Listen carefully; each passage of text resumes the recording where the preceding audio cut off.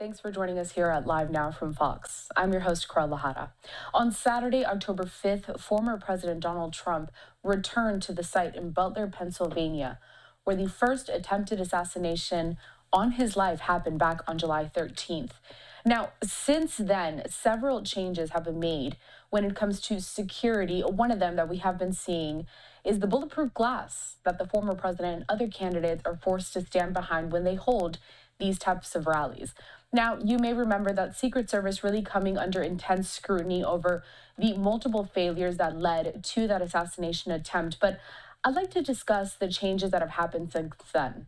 So for that, I would like to bring into the conversation now our friend here, retired Marines intelligence officer, Hal Kempfer. Hal, good to see you. So let's just start with that. Let's just start with that. What changes have you noticed when it comes to Secret Service and how they operate in these really large-scale events? Well, it's fascinating to see the difference between the Butler rally before, where the shot, basically where the assassination attempt was made, and what's happening today. Of course, one of the most visible things, as you pointed out, is the bulletproof screen, if you will, the plexiglass screen. That, of course, if anyone was to fire at the direction of the president or anybody who's up on the podium, I should mention J.D. Vance spoke earlier, so he was up there as well. That would have a certain ballistic protection. It would also diminish the power, even if there was a very high-powered sniper rifle, it would diminish the power of the round going through, diminishing the potential destructive effect of the round if it was to go through. So that's one part.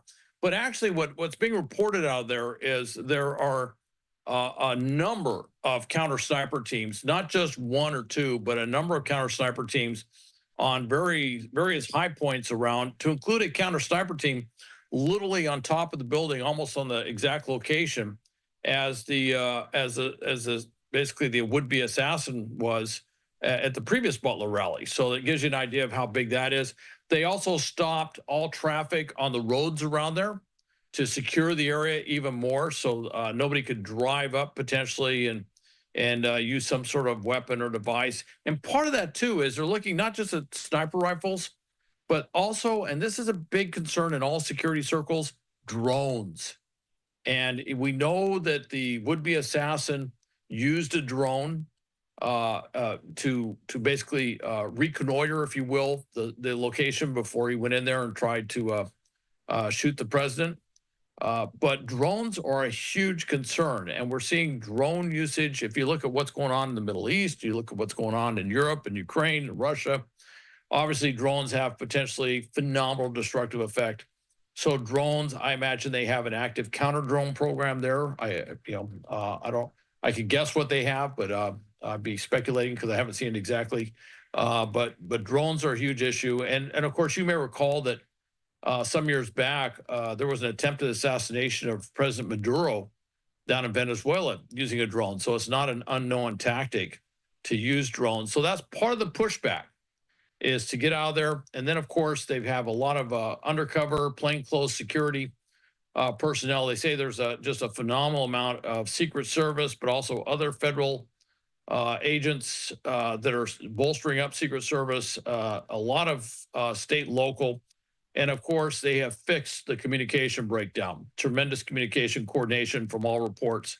So it's different. The other thing I would also point out, though, is this rally, from all reports, is much bigger than the previous rally. This, pardon the expression, but it's become something of a rallying point, if you will, with the Trump campaign, with people coming from far away to come to this rally because of the symbolic significance of him returning to the scene where the attempted assassination had taken place, just a few months ago. Al, here on the screen is some footage from the rally that's happening on Saturday, October 5th, the former president speaking there. And as you can say, it's almost a symbolic moment. Trump has been quoted saying something, and I'm paraphrasing, but he felt the need to return because he had to finish what he started. He could not hold that rally back on July 13th, of course, because of everything that happened. And now he's back to kind of bring all of those attendees what they went there for. A point that I would like you to elaborate on is this breakdown of communication, because that's one of the major points and one of the major failures from the Secret Service. When we talk about fixing that breakdown, what went into that? Well, the breakdown was that the Secret Service didn't have direct line of communication with local law enforcement, nor vice versa. And part of it was that they just didn't bring the communications or comms capability that they really needed to talk to everybody who was working security. So when they spotted the would-be assassin, if you will, the shooter, when they spotted a suspicious individual, the communication just wasn't happening. And without that communication, you had a breakdown in command and control across the board in terms of getting people to the right place at the right time.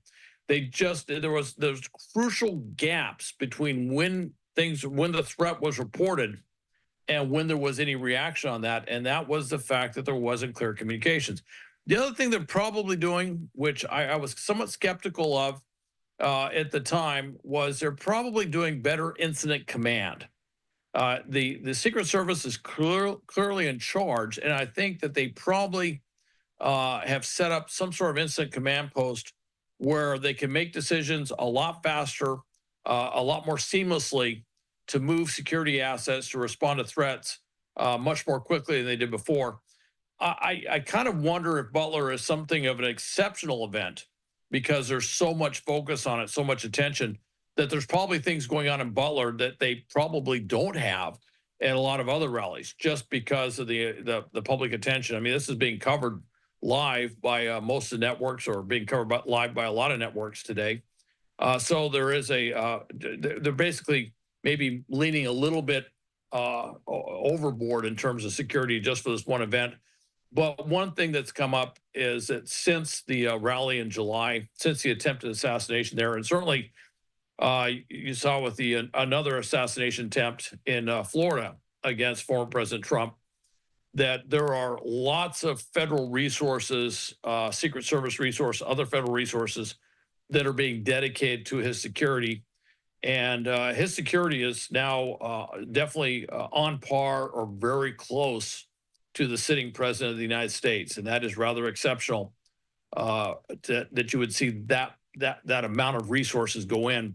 But it also deals with the threat assessment. It's not just domestic extremists or lone wolves, if you will, they're going after him. You know, right now there's a major war or conflict, if you will, between Iran and Israel. We are the primary backer of Israel. Iran is, we've always had contentious relationships with them.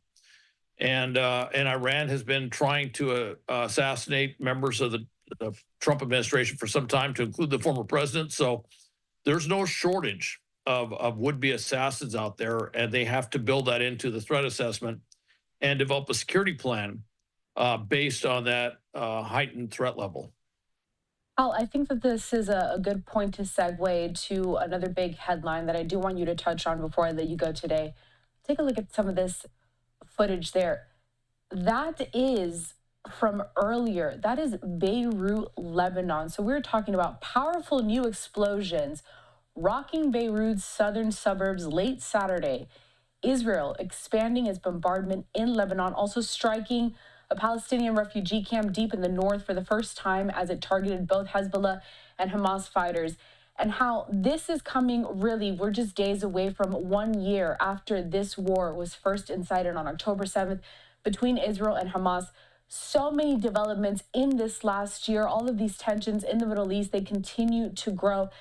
Tell us your assessment on this, the latest developing news, the breaking news, as we watch for this heightened conflict between Israel and Hezbollah now. Well, on that particular strike, I could only guess what they're going after, but I will tell you this: that they're putting bombs into Beirut. These tend to be very high value targets. They're usually command and control centers. Obviously, we saw Nasrallah, the head of Hezbollah for 32 years. They destroyed the headquarters, the underground reinforced concrete headquarters of Hezbollah, and killed Nasrallah. They also happened to kill a Iranian Revolutionary Guard Corps brigadier general who was there to encourage Nasrallah to leave Lebanon because there was a threat on his life. That is quite the coincidence that he happened to be standing next to him when that happened. And then also they took out the intelligence headquarters. They were the intelligence, headquarters, best way to describe it, for Hezbollah. Also a deep underground facility. And in there was Hassan Nasrallah, who was the heir apparent to Nasrallah. Everyone was assuming that he was going to become the next head of Hezbollah, and he has not been heard of since that strike, and that was a few days ago. And of course, the assumption is that the strike was successful, and it took him out, along with a number of his, associates, if you will, and took out the intelligence headquarters. And what this has done has put Hezbollah into a leadership disarray. To mention again, command, control, communications, it is an absolute mess with Hezbollah right now. They've also have a huge problem because they've lost so many commanders. That pager strike, the pager explosions, if you will, along with the walkie-talkie explosions the next day, that was hitting that mid to senior level cadre of commanders, of leaders, folks who would be in charge of various forces. And the injuries were very significant. Took them out of action. I mean, if you have a pager blow up in your hand while you're looking at it, you've got serious hand injuries, eye injuries. One doctor said 60% of the patients that he dealt with lost at least one eye in their explosion. So they basically are taken out of action. And this is not an organization that has a clear upward movement. I mean, Nasrallah was in charge of Hezbollah for 32 years. So they don't have a well-oiled machine for replacing these top leaders when they're taken out. And that is what Israel is. That's the whole plan, is that they put them in complete disarray, an inability to react, an inability to assess what the Israelis were doing. And in doing so, keeping down potential Israeli casualties or IDF casualties, but also allowing them to accomplish their mission much faster than they would otherwise. And so that's what we're seeing. And what we saw here today, that's another thing, is they're going into Beirut, and if there is a lawful target, they are taking it out. And one of the things we've seen with Hezbollah, just like we saw with Hamas, is that they will use what should be protected sites, as we call them, places where you would not, places that you would not normally strike, like, next to a hospital or in a mosque or something like that, or certainly in a civilian residential area. They are terrorists, and they hide amongst the civilian population, and they put their facilities in these protected areas, specifically because they know if Israel attacks them, they will then turn around and say, well, they're attacking a civilian site, innocent women and children, a protected site, and of course they will scream that it's a violation of international law, and it's not. It's the reality of warfare. It's certainly the reality of urban warfare, which is a pretty gruesome business, but that's what you're seeing there. And the Israelis have simply they know what the threat is. They see Hezbollah as something of a long-term, if not existential threat, but a long-term significant threat to Israel. And so they are taking significant action to counter that threat. And I can only guess what that is, but looking at the secondary explosions right now, I would not be surprised if that was someplace where they're storing ballistic missiles. And that may be what those secondary explosions are that we're seeing right there. I guess what this leaves me with, and the final question is, where does the war between Israel and Hamas now stand? Because we're seeing a lot of Israel versus Hezbollah in the headlines now. We are about to hit on 1 year on the October 7th terrorist attacks. So just give me a breakdown on what we can see going forward between Israel and Hamas, and also really all of these negotiations that have kind of stalled when it comes to a ceasefire and a hostage deal. Well, it's interesting with Hamas. One of the things, it's almost with the just the sheer volume of news that gets lost. The head of Hamas in southern Lebanon, and yes, Hamas is in southern Lebanon too, was killed, as was a lot of the significant leadership in southern Lebanon. Same thing with the West Bank. They've done a number of strikes. IDF's done a number of strikes in the West Bank, taken out a significant number of Hamas leadership and Palestinian Islamic Jihad leadership. Now in Gaza, there are no longer assessed military or Hamas military units. The battalions, brigades that used to be there simply don't exist. What they're dealing with are terrorist cells, guerrilla type forces, but not big organized military forces like they dealt with while they were fighting with at the beginning of the war. They simply the last of them were destroyed in the Rafah offensive, and now they're doing a mopping up thing. And what they're doing is pretty dramatic. They're moving civilians who are now. I will say one thing about the civilian population: they've had to move so many times that when Israel tells them they need to move, they do seem to move. It may not sound great. Certainly, there's humanitarian concerns every time a large group of civilians have to move, but they do move out of harm's way a lot faster than they used to. They understand the consequences if they don't. And now they're clearing around Gaza City, they're clearing that northern Gaza area. And I'm sure once they feel that they've done a good job mopping up and clearing that area, they're going to clear the central section, and then they'll probably go through and do a final mop up in the southern section. It's going to take a while, and they realize it'll take a while, but they're doing that while they're freeing up forces. Of course, that's just Hamas. Oh, by the way, I forgot to mention this. One of the things that is being proposed out there, apparently in the negotiations, is that Hamas would surrender, give up the hostages, and they would allow the Hamas leadership, to include Yahya Sinwar and his family, to go to a third country. And the third country they're talking about is Sudan, which is in the midst of a huge civil war. And I found that to be rather a fascinating proposal, that they would move Hamas from the war in Gaza to Sudan, which by some measures is even in a bigger war, a civil war down there. But that's one of the proposals that's being floated around. And Netanyahu has apparently said that he would be willing to allow Yahya Sinwar and some of the others to leave rather than have to basically kill them, if you will, in strikes, if they can get the hostages back sooner. So that's one of the things that's kind of floating around out there with Hamas. Well, Hal, certainly no shortage of headlines here, but we do appreciate you joining us to talk about two of the biggest stories on this Saturday. Of course, the rally in Butler, Pennsylvania. Former President Donald Trump there speaking at the site of his first attempted assassination, and also the conflicts that continue on in the Middle East. Hal Kempfer, retired Marines intelligence officer. We appreciate your time.